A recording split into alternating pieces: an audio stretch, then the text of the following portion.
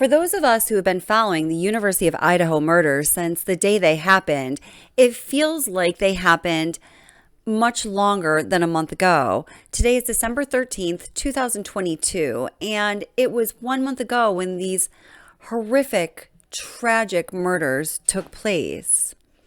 Now, when I was preparing to watch the Dr. Phil show on December 12th, just a couple of days ago, I was really paying attention. I personally find Dr. Phil to be a very credible guy. I know that he can be a polarizing figure. A lot of you have different opinions about him, but we can say this at the very least. The man has nearly infinite resources to get the best and brightest on his show or contributing to his show, so he puts out solid content. And Dr. Phil also has a ginormous ego. Hey, I'm a fan of Dr. Phil, but we can all say that he has a really big ego, and I don't think that the man likes to put out information that he is later proven wrong about. For these reasons and more, I generally rely on Dr. Phil as putting out content that is pretty trustworthy. So when I heard that his show was headlining with an alternative story, an alternative motive for these tragic murders, it really turned my head. On the Dr. Phil show, it was proposed that perhaps it wasn't Kaylee or Maddie that was the target, but maybe the target instead was Ethan and Xana. It definitely made me pay attention. He told me that Ethan had words and that it got heated. So that was the voice of Lisa Marie, an online true crime sleuth who says that she talked to some people that were at the fraternity party that Ethan and Xana were at, the party that they were at before there was a huge gap in their timeline for that evening. And according to her, Ethan, as you heard her say, had some words with some other dude or some other dudes, and things got a little crazy. She said that Xana then was pulling Ethan away, trying to encourage him to walk away from the situation. But again, I refer to that huge gap in the timeline regarding Ethan and Xana's whereabouts and activities on that evening. We still don't know what they did after they left that frat party.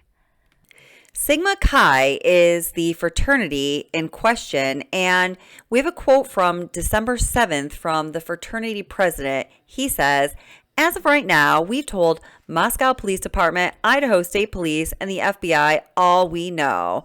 This is the Sigma Chi president, Reed Offson, and this is an interview with News Nation. He goes on to say, "We're kind of leaving it up to them to piece it together. Obviously, we don't have the utilities or resources to do it on our own.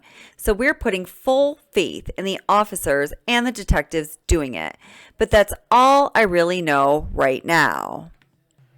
Now, is there any substance to this idea that there was an altercation between Ethan and somebody else at the Sigma Chi fraternity party the night before this terrible event happened? We really don't know. Online, there are some rumors flying around. There's some conjecture. You can find some social media posts here and there. One thing that was observed by observant folks when these pictures first came out, as you're looking at this Sigma Chi house, if you look right past the Sigma Chi fraternity house and, from this vantage point, to your left, you have a straight shot of the house, 1122 Kings Road, where Ethan was staying the night, at the home where Xana, Kaylee, and Maddie lived.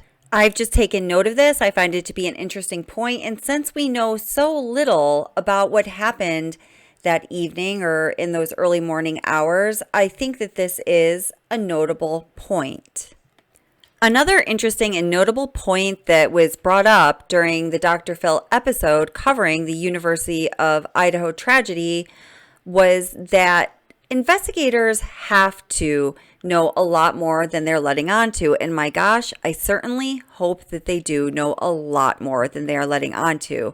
For example, it would make sense that investigators would know the order of events that occurred once the suspect or the assailant was in the home based on evidence, based on DNA evidence. For example, the first person that the assailant encountered would leave evidence that was not cross-contaminated by the evidence from the other 3 roommates.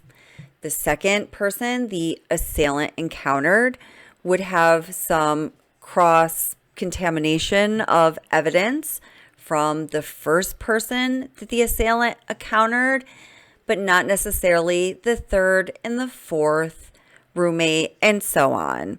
So when we think of things like this in terms of what the investigators have to know based on the copious amounts of evidence that was available at the crime scene, we have to wonder how much of what they are not saying is being done so intentionally. And my gosh, I hope that means that they have a really good lead in this case and that this case is going to break soon, because this community and this society and the world at large who is watching this tragedy unfold with a broken heart deserves an answer.